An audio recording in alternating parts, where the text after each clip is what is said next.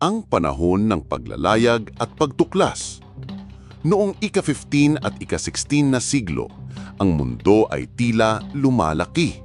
Mga barkong yari sa kahoy at pinapagana ng layag ang lumalaban sa dagat, dala ng pagnanais na tuklasin ang mga bagong lupain. Sa Europa, ang mga kaharihan ay uhaw, hindi lamang sa ginto at kalakalan, kundi sa kapangyarihan at pananampalataya. Ito ang tinatawag na panahon ng paglalayag, isang yugto kung saan ang dagat ay naging tulay ng kasaysayan. Ang pagnanais sa pampalasa. Noong panahong iyon, higit pa sa ginto, ang pinakamahalagang kayamanan ay ang mga pampalasa. Pampalasa na mula sa Maluku o Spice Islands. Ang mga butil ng paminta, kanela at clove ay kayang baguhin ang lasa ng pagkain, magpahaba ng buhay ng karne at magsilbing gamot. Sa Europa, ang isang maliit na sidlalan ng pampalasa ay maituturing na yaman ng hari. Ngunit, may isang suliranin. Ang mga ruta ng kalakalan patungong Asya ay kontrolado ng mga Arabo at ng mga kahariang Muslim.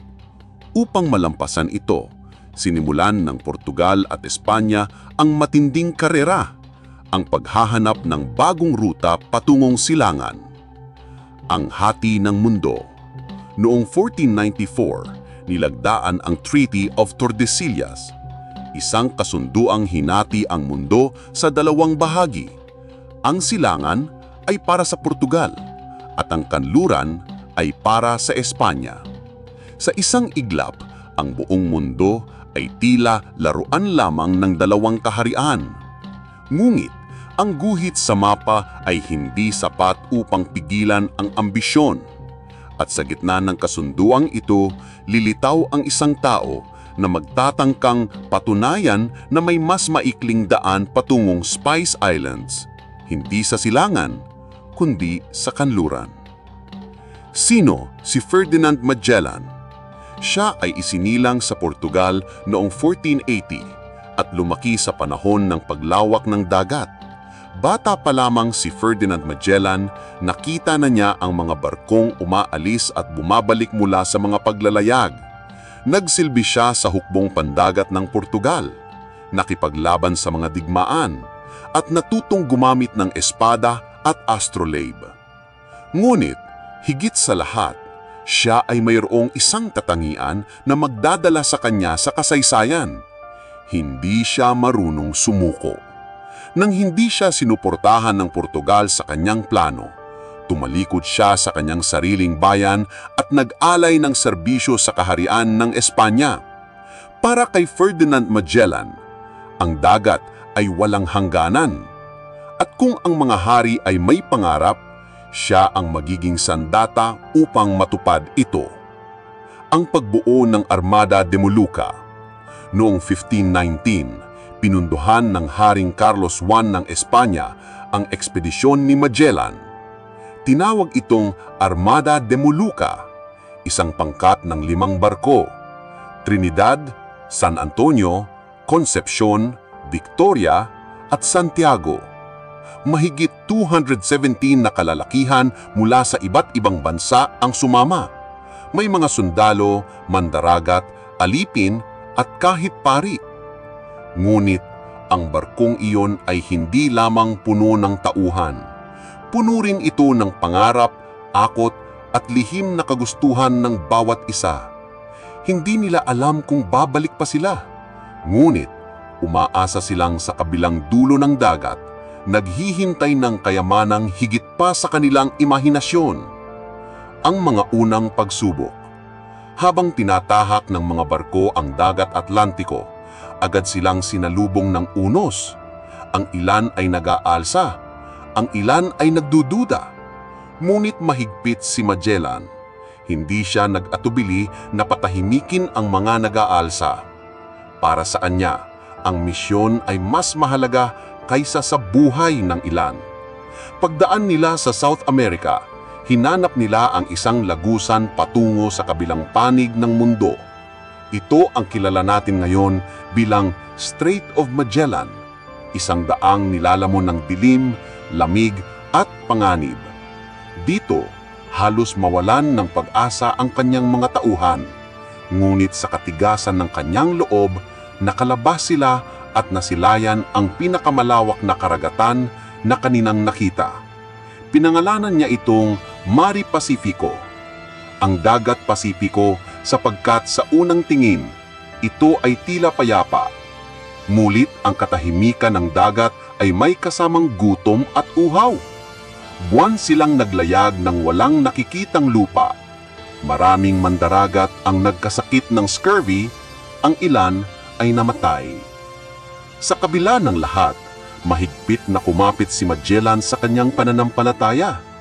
Bawat gabi, siya ay nagdarasal, hawak ang krusipiko, naniniwala na ang kanilang paglalayag ay kalooban ng Diyos. Para sa kanya, ang misyon ay hindi lamang pangkalakalan. Ito ay misyon ng pananampalataya. Ang mga lupang kanilang madaratnan ay dapat mapasailalim hindi lamang sa korona ng Espanya, kundi sa simbahan ng Roma. At noong March 16, 1521, matapos ang halos 2 taon ng paglalayag, nasilayan nila ang isang kapuluan na hindi nila naririnig sa Europa. Isang lugar ng luntiaang kagubatan, malinaw na tubig at mga taong hindi pa nila kinilalan ng Europa. Ito ang magiging entablado ng isang kwento ng pagkikita ng dalawang mundo. Isang pagkikita na magbubunga ng dugo, pananampalataya at kalayaan. At dito nagsisimula ang kwento ng labanan sa Mactan.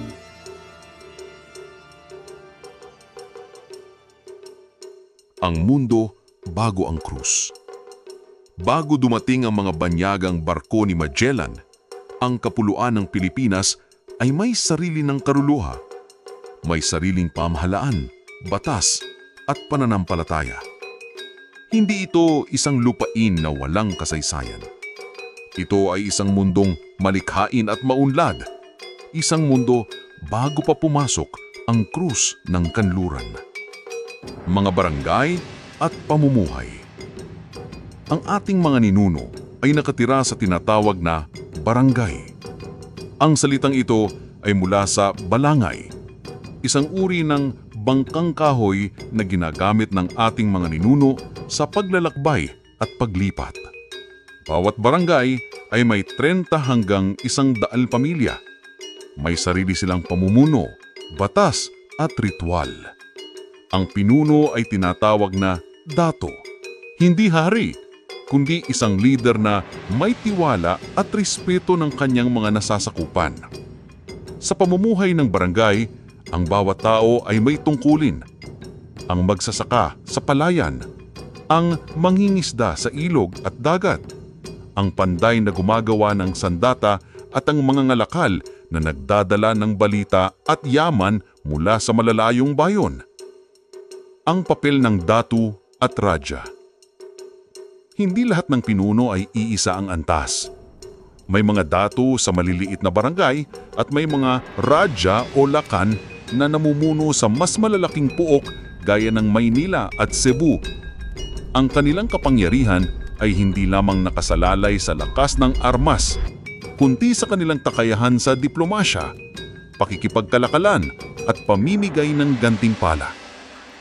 Kung ang dato ay hindi makapagtanggol o makapagbigay ng katarungan, maaari siyang iwanan ng kanyang mga tauhan. Ito ang diwa ng pamumuno noon, tiwala, hindi takot.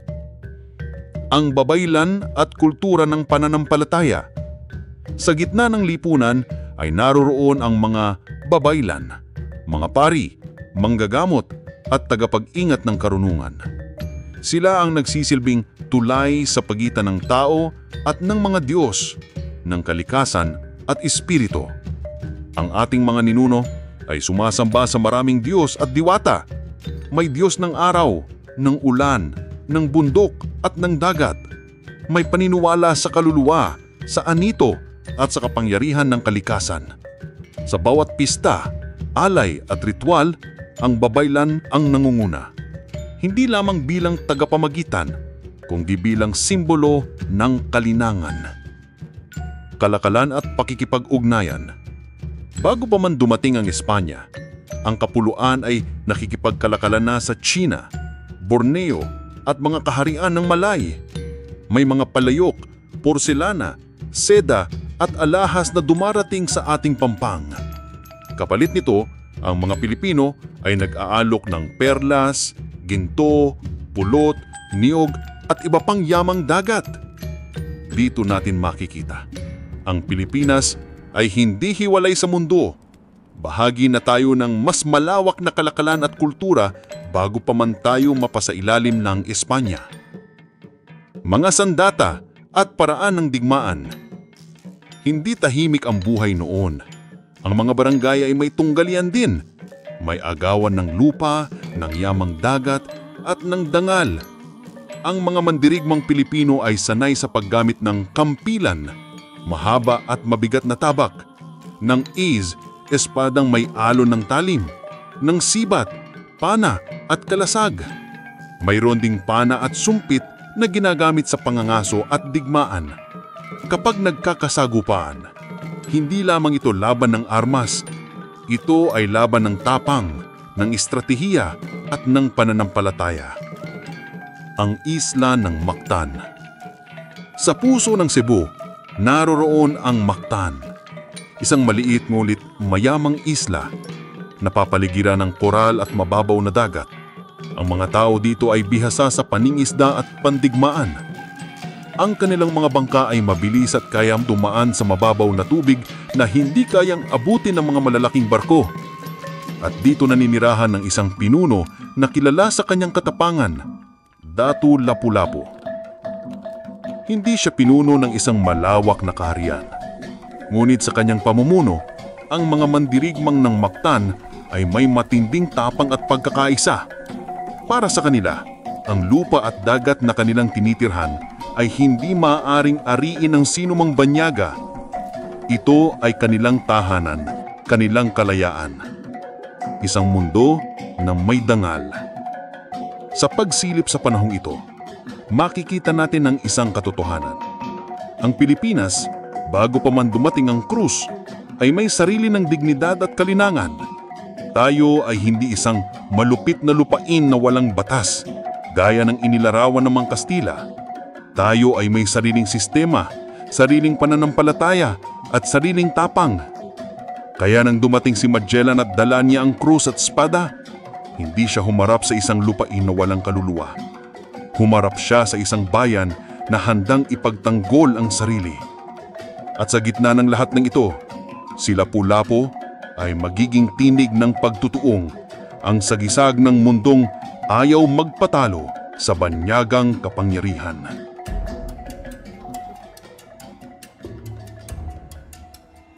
Pagdating ng mga Kastila. Matapos ang halos 2 taon ng paglalakbay, matapos ang gutom, sakit at pagkamatay ng ilan sa kanilang mga kasama, nakita ng mga mata ni Ferdinand Magellan ang isang paraiso. Noong Marso 16, 1521, sa kanlurang bahagi ng Samar, lumitaw ang isang kapunuan na magbabago sa takbo ng kasaysayan. Ito ang unang pagtatagpo ng Espanya at ng Pilipinas. Ang mga barko ng Kastila, bagaman sugatan at kaunti na lamang ang tauhan, ay dumaong sa maliit na islang tinatawag na Humonhon sa Eastern Samar. Walang kabahayan dito, ngunit may malinis na tubig at likas na yaman. Ang kanilang mga katawan ay mahina na. Marami ang may sugat at halos hindi makatayo. Ngunit dito sila sinalubong ng mga katutubo mula sa kalapit na isla. Nagbigay ang mga lokal ng isda, saging, niyog at bigas. Para sa mga naglalakbay na halos mamatay na sa gutom, ito ay biyayang hindi matutumbasan. Sa unang pagkakataon, nakita ng mga Pilipino ang kakaibang itsura ng mga banyaga. Mapuputi ang balat, may bakal na sandata at may kakaibang pananamit na hindi pa nila nasilayan. Para sa mga Kastila, ito naman ay isang unang sulyap sa isang lupaing mayaman at masigla. Bagaman magkaiba ang wika, nagtagpo ang dalawang panig sa pamamagitan ng palitan ng regalo at kilos. Ang mga Kastila ay nagbigay ng mga salamin, kwintas at mga bagay na bago sa mga mata ng mga katutubo. Kapalit nito, nakatanggap sila ng pagkain at pagtanggap. Mula sa simula, nakita ni Magellan ang isang pagkakataon kung ang mga taong ito ay maipapasailalim sa kapangyarihan ng Espanya at ng Cruz. Ito ay magiging simula ng isang imperyong lampas sa dagat. Mula Humonhon, ipinagpatuloy ng mga Kastila ang kanilang paglalakbay hanggang makarating sila sa Cebu noong Abril 7, 1521. Dito nila nakilala si Raja Humabon, isang pinunong may hawak na impluensya at kapangyarihan sa kalakalan sa Visayas. Si Humabon ay isang lider na matalino at mahusay sa diplomasya. Sa kanya nakita ni Magellan ang isang kaalyado. Ang mga unang pakikipag-usap ay pulo ng pag-iingat, ngunit nang nakita ni Humabon ang kakaibang armas at lakas ng mga banyaga, pumayag siyang makipag-alyansa. Ipinangako ni Magellan na poprotektahan nila si Humabon laban sa kanyang mga kaaway. Ang kapalit, ang Cebu ay susunod sa kapangyarihan ng Espanya at tatanggapin ang pananampalatayang Kristiyano. At dito nagsimula ang isang mahalagang yugto, ang binyagan ng higit 800 katauhan sa Cebu, kabilang si Humabon at ang kanyang asawa na pinangalanang Juana matapos mabinyagan. Sa kanilang mga mata, ang pagbibinyag ay hindi lamang pagtanggap sa bagong pananampalataya, ito rin ay pakikipag-ugnayan at pakikipag-alyansa upang mapalakas ang kanilang posisyon laban sa mga kaaway. At sa mga kamayan ni Magellan, ang krus at espada ay magkasamang ginamit. Habang ipinapahayag niya ang salita ng Diyos, dala rin niya ang lakas ng kanyon at bakal. Para sa kanya, ang pananampalataya at kapangyarihan ay iisa. Hindi maaaring mahiwalay ang simbahan at ang sandata sa kanyang misyon. Ngunit para sa ibang mga pinuno sa paligid, ang pagbabagong ito ay banta sa kanilang kalayaan. At isa sa kanila ay si Dato Lapu-Lapu ng Mactan. Habang lumalalim ang alyansa ni Humabon at Magellan, nagsimulang lumaganap ang tensyon. May mga tribo at pinunong hindi handang isuko ang kanilang mga Diyos at kalayaan. Naroon ang bulong-bulungan. Bakit tayo susunod sa mga banyada? Bakit tayo luluhod sa krus na hindi natin kilala? At sa pulo ng Mactan, isang pinuno ang nagpasya na hindi siya yuyuko. Siya ay magiging tinig ng paglaban at ang kanyang pangalan ay magsisindi ng apoy sa kasaysayan. Siya ay si Dato Lapu-Lapu. Hindi pa alam ni Magellan at Humabon, ngulit ang kanilang alyansa ay magsisilbing mitya ng isang sagupaan. Kada binyag, kada regalo at kada panata ay unti-unti nang nagtutulak sa iba pang mga pinuno na lumaban. At sa pagitan ng mga pulo, may paparating na bagyo, hindi mula sa kalikasan, kundi mula sa tao. Isang bagyo ng dugo at tapang, natatawaging labanan sa Mactan.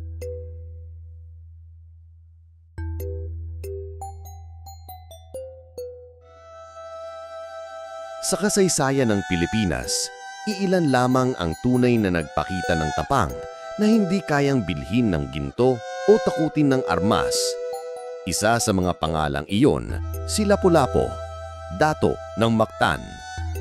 Matapos ang matagumpay na pagbibinyag ni Raja Humabon at ng kanyang mga nasasakupan, naniniwala si Magellan na unti-unti na niyang nasakop ang puso ng mga taga Cebu. Ngulit, may isang pinuno na hindi kailanman yumuko sa krus o espada ng mga banyaga. Si Lapu-Lapu ay hindi lamang isang mandirigma, siya ay isang simbolo ng kalayaan at pagmamay-ari ng sariling lupa. Sa kanyang paniniwala, walang sino man, kahit na hari ng Espanya o kinatawan ng Diyos, ang may karapatang magdikta kung sino ang kanilang sasambahin at kung paano nila ipagtatanggol ang kanilang dangal. Ang hamon ni Humabon.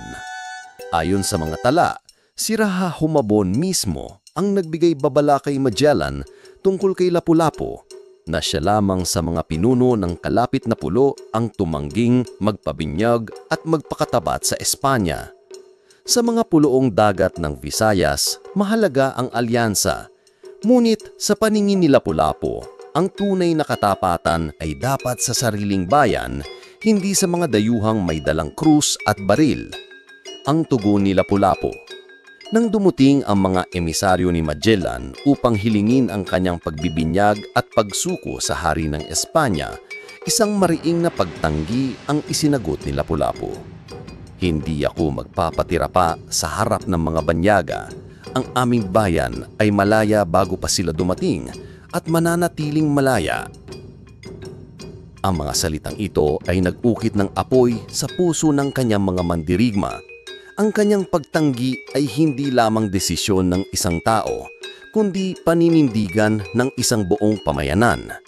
Dalawang pananaw. Para kay Magellan, ang pagtanggi ni Lapu-Lapu ay insulto sa kapangyarihan ng Espanya at sa Diyos na kanyang ipinapahayag. Ngunit sa mga taga-Mactan, ito ay patunay ng katatagan ng isang pinuno na handang mamatay kaysa mabihag ng pananakop. Nagsimula ng mabuo ang unos na magpapabago sa kasaysayan. Sa pagitan ng dalawang panig, malinaw na walang puwang para sa kapayapaan. Ang taning natitirang landas ay ang digmaan. Pagtatapos ng kabanata, habang naghahanda si Magellan para ipakita ang kanyang kapangyarihan, nagtitipon naman si Lapu-Lapu at ang kanyang mga mandirigma.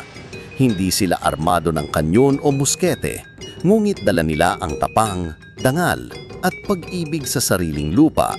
Sa sandaling iyon, itinanim ni Lapu-Lapu ang binhi ng diwang Pilipino na higit pa sa relihiyon o kapangyarihan, ang kalayaan ay hindi kailanman ipinagkakaloob. Ito ay ipinaglalaban. Ang araw ng Abril 26, 1921 ay puno ng tensyon at pag-aalinlangan. Sa bawat alon ng dagat may kasamang bulong ng panganib. Sa pagitan ng Cebu at Mactan, isang banggaan ang paparating, hindi lamang sa pagitan ng mga tao, kundi ng dalawang magkaibang mundo. Ang sigalot ng dalawang pinuno. Pagkatapos ng binyagan at alyansa sa Cebu, naging mas matibay ang ugnayan nina Raja Humabon at Magellan. Ngunit may isang tinik sa kanilang ugnayan, si Datu Lapu-Lapu ng Mactan. Para kay Humabon, ang pagtanggi ni Lapu-Lapu sa alok ng Espanyol ay isang insulto. Para kay Magellan, ito ay isang hamon na dapat tugunan. Ang kanyang pananaw, kung hindi susuko ang isang pinuno, maaring mahawa ang iba. Si Lapu-Lapu naman, sa kabilang dako, ay nanindigan. Hindi ko ipagpapalit ang aming kalayaan kapalit ng inyong krus o ng inyong pamumuno. Pagpapasya ni Magellan. Sa gabi bago ang labanan, nagpulong si Magellan at ang kanyang mga tauhan. Maraming Kastila ang nagduda kung nararapat bang makipagsagupaan sa Mactan, lalo na't hindi ito bahagi ng kanilang orihinal na layunin, kundi ang paghanap ng ruta patungong Maluku o Spice Islands. Ngunit para kay Magellan, higit na mahalaga ang karangalan at pananampalataya. Karangalan bilang kinatawan ng hari ng Espanya, pananampalataya bilang sugo ng Diyos upang ikalat ang Kristyanismo. Kaya't ipinasyan niyang magtungo sa Mactan upang ipakita ang kapangyarihan ng Espanyol. Pagpupulong sa Cebu. Bilang huling hakbang, kinausap ni Magellan si Raja Humabon. Ipinangako niyang susuporta siya sa laban, ngunit nagpa siya ring manatili sa Cebu at maghintay sa resulta. Ang tunay na dahilan? Marahil ay takot o marahil ay pagsubok kung sino ang mananaig, ang banyaga o ang katutubo. Sa kabilang panig, ipinatawag ni Lapu-Lapu ang kanyang mga mandirigma. Nagtipon sila sa tabing dagat ng Mactan. Ang mga kampilan, sibat at pana ay pinatalim at inihanda. Ang mga kalasag na yari sa kahoy at balat ng hayop ay inukitan ng mga simbolong panlaban. Ang apoy ng kanilang mga sulo ay nagsilbing tanda ng kanilang panata. Hindi susuko, hindi uurong. Gabi bago ang digmaan. Sa gabi ng Abril 26, habang nakahimpil ang mga barko ng Kastila sa tabi ng baybayin ng Cebu, nagkaroon ng kaba sa hanay mga tauhan ni Madialan. May ilan na nagsabing huwag nang ituloy ang laban. Ngulit ang utos ng kapitan ay malinaw. Bukas ng umaga, lalaban tayo. Samantala, sa Mactan, ang mga lalaki, babae at bata ay naghandog ng dasal sa kanilang mga diwata at anito. Para sa kanila, hindi lamang ito laban ng dugo at sandata, ito'y laban ng dangal at kalayaan. Ang daan patungong Mactan. Nang sumikat ang araw ng Abril 27, sumakay sa kanilang mga bangka ang mga Kastila. Kasama nila si Magellan na may suot na baluti at may hawak na espada at sibat. Ang kanilang mga kanyon at arkebus ay nakahanda, ngunit hindi nila ito mailalapit ng husto sa pampang dahil sa mababaw na tubig at batuhan ng Mactan. Habang sila'y papalapit, nakita nila mula sa dalampasigan ang humigit kumulang 1,000 mandirigma ni Lapu-Lapu. Sila'y nakahanda, sumisigaw ng mga awit pandigma at nagsasaayaw ng kanilang mga katutubong ritual ng digmaan. Sa puntong iyon, malinaw na ang daan patungong Mactan ay hindi lamang landas ng digmaan, ito'y magiging landas ng kapalaran. Pangwakas ng kabanata. At doon nagtagpo ang dalawang daigdig, ang Espanya na may dala ng krus at espada at ang Mactan na may dala ng kampilan at kalayaan. Hindi na maiiwasan ang sagupaan. Ang daan patungong Mactan ay daan ding patungo sa kasaysayan. Ang umaga ng Abril 27, 1521. Madilim pa nang magsimulang gumising ang mga tauhan ni Magellan. Ang dagat sa paligid ng Mactan ay tahimik, ngulit puno ng tensyon. Ang malamig na hangin ay tila nagbabadya ng madugong laban na nakatakdang sumiklab sa umaga. Sa kanyang gali, nakatanaw si Magellan sa pampang ng Mactan. Nakita niya ang mga apoy na nagsisindi mula sa mga kubo at ang anino ng mga mandirigma na handa sa digmaan. Humigpit ang kanyang kapit sa espada. Sa kanyang isipan, ito'y magiging isang simpleng pagpapakita ng kapangyarihan ng Espanya. Ngulit hindi niya alam, ito ang magiging huling kabanata ng kanyang buhay. Dadalhin natin ang liwanag ng krus, ani Magellan sa kanyang mga tauhan. At ipapakita natin na walang sino man ang makakatanggi sa hari ng Espanya. Ngunit ang kanyang mga salita, bagamat puno ng kumpiyansa, ay tinabunan ng kaba ng kanyang mga sundalo. Sa kabilang pampang, si Lapu-Lapu at ang kanyang mga mandirigma ay handa na. Ang kanilang mga katawan ay pinintura ng uling at pulang tina, tanda ng tapang at handa sa pagdanak ng dugo.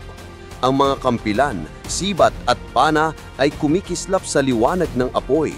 Hindi lamang ito laban para sa lupa, ito'y laban para sa dangal, para sa kalayaan, at para sa kinabukasan ng kanilang lahi. Habang sumisilip ang unang liwanag ng araw, nagsimula ang tunog ng mga tambol at sigaw ng mga mandirigma ng Mactan. Ang dagat ay sumalubong sa bangka ng mga Kastila, ngunit dahil sa mababaw na tubig, hindi nila mailapit ang kanilang mga barko. Napilitan silang bumaba at maglakad sa dagat hanggang tuhod habang binabato sila ng mga sibat at palaso mula sa pampang. Tumama ang unang sibat sa isa sa mga sundalong Kastila. Bumagsak siya at ang dagat ay namula sa dugo. Nagsimula ang kaguluhan. Sa gitna ng labanan, tinangka ni Magellan na sunugin ang ilang bahay ng mga taga-Mactan upang takutin sila. Ngunit imbes na umatras, mas nag-apoy ang galit ng mga mandirigma. Lumapit sila sa mga Espanyol, pinapalibutan sila sa bawat direksyon. Ang tunog ng putok mula sa mga artilyero ay umalingaw-ngaw, ngunit mabagal ang kanilang pag-reload at hindi sapat ang kanilang bala. Samantalang ang mga mandirigma ni Lapu-Lapu, mabilis, maingay at walang takot. Nang magsimulang umatras ang ilan sa kanyang mga tauhan, tumayo si Magellan sa gitna ng labanan. "Huwag kayong umatras," sigaw niya. "Ipaglaban ninyo ang krus at ang korona." Ngulit ang kanyang boses ay nalunod sa dagundong ng mga tambol at sigaw ng mga mandirigma. Isang sibat ang tumama sa kanyang hita at siya'y napaluhod. Sinundan ito ng mga hampas ng kampilan at sibat na walang patid. Walang nakalapit na tauhan upang siya'y mailigtas. At doon, sa baybayin ng Mactan, natapos ang buhay ni Ferdinand Magellan. Sa kanyang pagbagsak, hindi lamang isang tao ang natalo, kundi ang buong simbolo ng kapangyarihan ng Espanya sa unang araw nito sa kapuluan.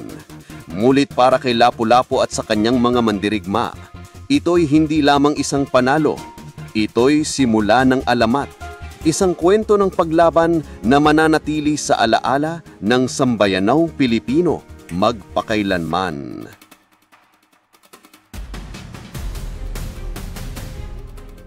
Ang bunga ng labanan. Sa bawat labanan, may panalo at may talo. Ngunit higit pa sa tagumpay o pagkatalo, ang tunay na bunga ng labanan sa Mactan. Ito'y naging ugat ng mas malalim na mga kaganapan, mga pagtataksil, mga pag-aalinlangan at mga kwento ng paghahanap ng katarungan na umalingaw-ngaw sa buong kapuluan. Pag-urong ng mga Kastila. Matapos bumagsak si Magellan, nagulantang ang mga natitirang tauhan ng kanyang ekspedisyon. Ang mga sundalong Europeo, bagamat sanay sa digmaan, ay hindi inasahan ang matinding galit at matibay na depensa ng mga mandirigmang Pilipino. Nang makita nilang patay na ang kanilang kapitan, nagdesisyon silang umatras. Ang kanilang mga barko ay naglayag palayo sa Mactan, bitbit ang takot at pagkatalo. Para sa kanila, hindi lamang isang tao ang nawala. Nawala rin ang kanilang gabay, ang kanilang pinuno at ang mismong dahilan ng kanilang paglalakbay. Reaksyon sa Cebu. Pagbalik sa Cebu, sinalubong sila ng malamig na titig. Ang balita tungkol sa pagkatalo ni Magellan ay mabilis na kumalat. Si Raja Humabon, na dating kapanalig ng mga Kastila, ay nagduda. Kung natalo si Magellan kay Lapu-Lapu, paano pa niya masisigurado ang lakas ng mga banyaga? Sa halip na katapatan, umusbong ang pagtataksil. Sa isang piging na inihanda para sa mga Espanyol, ilang kawal at tauhan ni Humabon ang lihim na umatake. Marami sa mga tauhan ni Magellan ang napatay sa biglaang paglusob. Ang dating alyansa ay tuluyang nagdugo at bumagsak. Sa kabila ng trahedya, may ilang nakaligtas. Sa pamumuno ni Juan Sebastian Elcano, ipinagpatuloy nila ang paglalakbay. Mula sa isang ekspedisyon na binubuo ng 5 barko at mahigit 270 tauhan, tanging iisa na lamang ang nakabalik sa Espanya, ang barkong Victoria. At sa kanyang pagbabalik, dala niya ang mga balita, hindi lamang tungkol sa pag-ikot sa buong mundo, kundi pati na rin ang mapait na alaala ng pagkatalo sa kamay ng isang pinunong tinawag na Lapu-Lapu. Ang pag-akyat ni Lapu-Lapu sa alamat. Samantala, sa Mactan, naging alamat si Lapu-Lapu. Ang kanyang pangalan ay umalingaw-ngaw hindi lamang bilang isang dato, kundi bilang simbolo ng pagtanggi sa dayuhan. Para sa kanyang mga kababayan, siya ang unang tunay na mandirigma na nagpakita na ang kalayaan ay dapat ipaglaban anuman ang halaga. Ngunit, mahalagang tandaan, walang detalyadong kasaysayan ang naiwan tungkol sa naging kapalaran ni Lapu-Lapu matapos ang labanan. Ang kanyang buhay ay natabunan ng misteryo. Isang hiwaga na lalo pang nagpaalab sa kanyang alamat. Epekto sa kasaysayan. Ang labanan sa Mactan ay nagmarka ng isang sandali kung saan ipinakita ng mga Pilipino na ang kapuluan ay hindi basta-basta masusupil. Bagamat tuloy ang bumalik ang mga Espanyol makalipas ang ilang dekada, ang diwa ng paglaban ay naitanim na. Sa bawat siglo, sa bawat pag-aalsa laban sa kolonyalismo, laging binabanggit si Lapu-Lapu bilang inspirasyon. Pagninilay. Minsan, ang isang labanan ay hindi lamang tungkol sa armas at dugo. Ito ay tungkol sa alaala, sa aral, at sa diwa ng mga taong handang tumindig para sa kanilang lupa at dangal. Ang bunga ng labanan sa Mactan ay hindi lamang pagkatalo ng isang dayuhan, kundi ang pagsilang ng isang alamat na tatagal magpakailanman.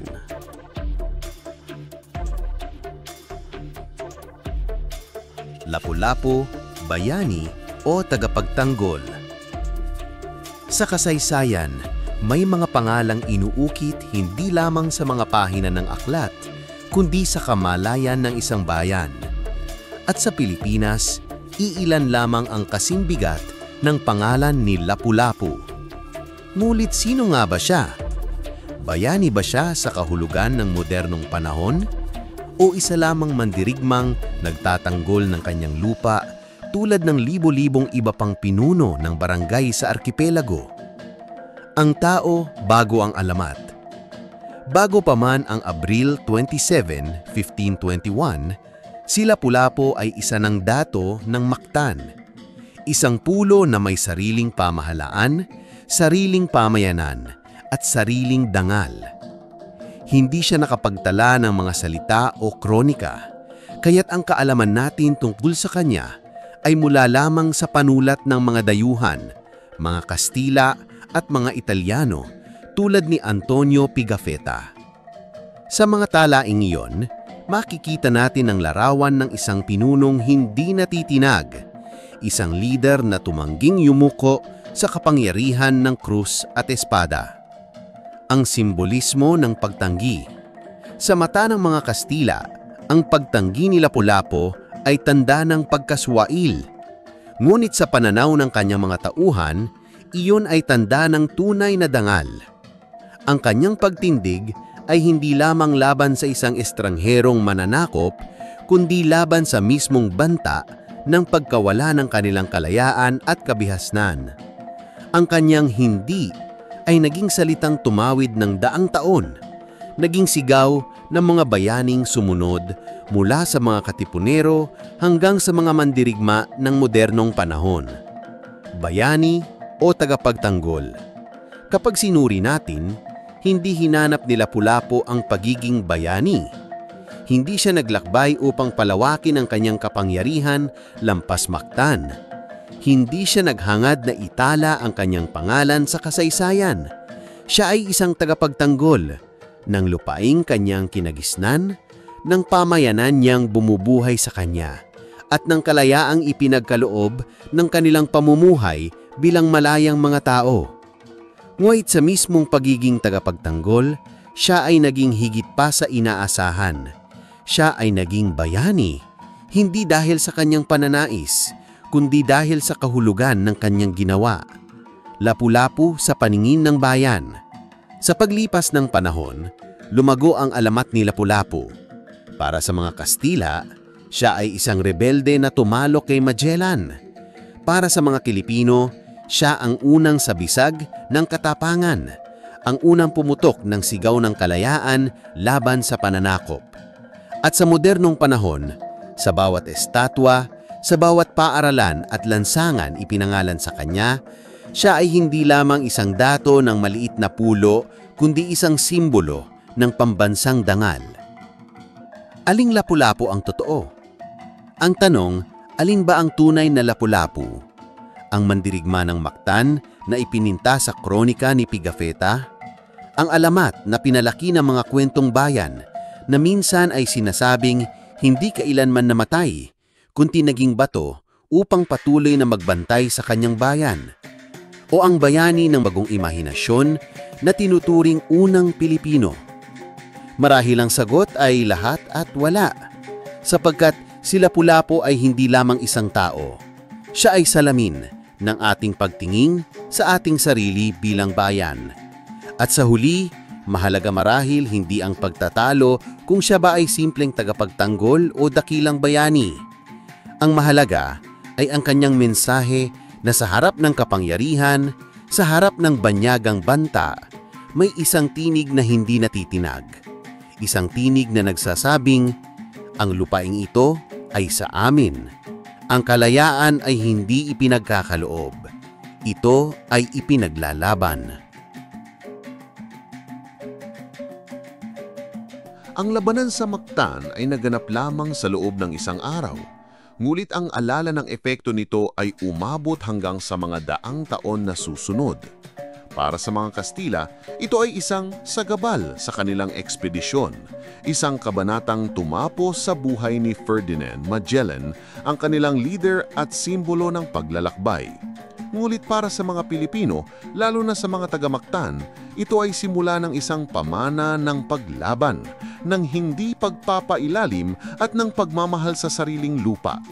Matapos ang pagkatalo sa Mactan, nagpatuloy pa rin ang mga Kastila sa kanilang paglalayag, ngunit ang alaala ni Lapu-Lapu ay nanatili, hindi bilang isang tauhang nakakalimutan, kundi bilang isang sagisag na lumalampas sa panahon. Sa loob ng daang-daang taon ng pananakop ng Espanya, bihira ang pagkakataong nababanggit ang pangalan ni Lapu-Lapu sa mga opisyal na kasulatan. Para sa mga mananakop, siya ay isang paalala ng kabiguang hindi nila nais sariwain. Ngunit sa bibig ng mga matatanda, sa awit ng mga katutubo at sa kwentong ipinapasa sa bawat saling lahi, si Lapu-Lapu ay nanatiling buhay. Noong ika-19 na siglo, sa panahon ng himagsikan laban sa Espanya, muling umusbong ang pangalan ni Lapu-Lapu. Ang kanyang paglaban ay naging inspirasyon para kina Andres Bonifacio at iba pang revolusyonaryo. Para sa kanila, si Lapu-Lapu ay patunay na kayang tumindig ng isang bayan laban sa mas makapangyarihang mananakop. Hanggang ngayon, ang kanyang alaala ay hindi na lamang bahagi ng kasaysayan, kundi bahagi ng ating pagkatao bilang Pilipino. Ang kanyang imahe ay nakaukit sa mga monumento, nakaguhit sa mga pera, at nakaukit sa ating isipan bilang unang bayani ng Pilipinas. Ngunit higit pa sa pagiging isang pangalan, si Lapu-Lapu ay isang paalala ng ating kalayaan ay hindi ipinagkaloob, kundi pinaglaban. At ang kanyang pamana ay hindi natatapos sa Mactan, kundi nagpapatuloy sa bawat Pilipinong handang ipagtanggol ang dangal at kasarinlan.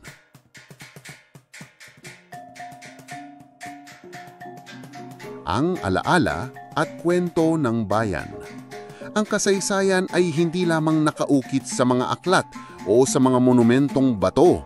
Ang kasaysayan ay nakatago rin sa alaala ng isang bayan, sa mga kwentong paulit-ulit ikinukwento, sa mga awit na inaawit ng matatanda, at sa mga alamat na isinasalaysay sa tabi ng apoy sa gabi. Si Lapu-Lapu para sa marami ay isang pangalan lamang sa module o isang statwa sa Cebu. Ngunit, kung sisilipin natin ng mas malalim, higit siyang isang simbolo kaysa isang tao. Isa siyang tanong na paulit-ulit ibinubulong ng kasaysayan. Hanggang saan natin kayang ipagtanggol ang ating kalayaan?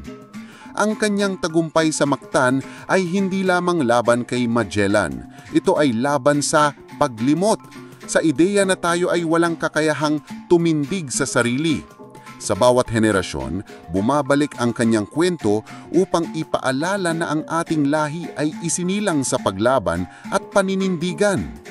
Sa mga paaralan, sa mga parada, sa ating pambansang alaala, ang pangalan ni Lapu-Lapu ay isang paalala ng simula ng ating pakikibaka. Ngulit, ang kanyang tunay na lakas ay nasa katahimikan, sa alaala ng mga ninuno, sa dugo ng bawat Pilipino, sa diwang ayaw magpaalipin. At marahil ito ang pinakamahalagang pamana ni Lapu-Lapu, hindi lamang ang kanyang espada, hindi lamang ang kanyang tagumpay, kundi ang alaala ng isang bayan na muling isinasalaysay sa bawat panahon, sapagkat ang kwento ni Lapu-Lapu ay kwento rin ng bawat Pilipino. At hanggat may isang Pilipinong handang magsalaysay, handang ipagtanggol, at handang magmahal sa kanyang bayan, ang kanyang alaala ay mananatiling buhay. Sa pagtatapos ng ating paglalakbay, natunghayan natin ang isang kabanata ng kasaysayan na hindi lamang tungkol sa espada at dugo. Ito ay isang paalala na ang kasaysayan ay hindi isang patay na pahina, kundi isang buhay na kwento na patuloy na humuhubog sa ating pagkatao. Si Lapu-Lapu ay hindi lamang isang pangalan na nakaukit sa bato. Siya ay sagisag ng diwang ayaw yumuko, ng tinig na ayaw manahimik, ng bayan na ipinanganak sa paglaban. Ang kanyang kwento ay kwento rin ng bawat Pilipino, mula noon hanggang ngayon at sa mga darating pang panahon. Ngunit ang pinakamahalagang tanong ay ito: ano ang gagawin natin sa pamana ni Lapu-Lapu? Mananatili ba siyang alamat na ikukwento lamang? O magiging inspirasyon upang tayo mismo'y lumaban sa mga hamon ng ating makabagong panahon, sa kahirapan, sa kawalan ng katarungan, sa paglimot sa ating pagkakaginanlan? Sa dulo, ang laban ay hindi natapos noong April 27, 1521. Ang laban ay nagpapatuloy sa ating mga puso, sa ating mga bayan at sa ating pagkatao bilang Pilipino. At habang may isang Pilipino na tumatayo, nagsasalita at nagmamahal sa kanyang lupang sinilangan, ang diwa ni Lapu-Lapu ay mananatiling buhay magpakailanman. Mga kaibigan, natapos natin ang isang makabuluhang paglalakbay sa kasaysayan, ang labanan sa Mactan. Ngunit gaya ng nakita natin, ang laban ni Lapu-Lapu ay hindi lamang laban ng kahapon. Ito ay laban ng bawat Pilipino, laban ng bawat panahon. At habang patuloy tayong humaharap sa mga hamon ng ating bansa, naway magsilbing paalala ang kanyang tapang at paninindigan na ang kalayaan ay kailangang ipinaglalaban at ang ating pagkakakilanlan ay kailangang pinapangalagaan. Kung nagustuhan ninyo ang ating kwento, huwag kalimutan mag-like, mag-subscribe at i-click ang notification bell para hindi nyo ma-miss ang susunod nating mga paglalakbay sa kasaysayan. Ibahagi rin ang video na ito para mas marami pang Pilipino ang makaalala sa ating tunay na kasaysayan. Ako'y nagpapasalamat sa inyong lahat. Hanggang sa muli, mabuhay ang alaala ni Lapu-Lapu at mabuhay ang sambayanang Pilipino.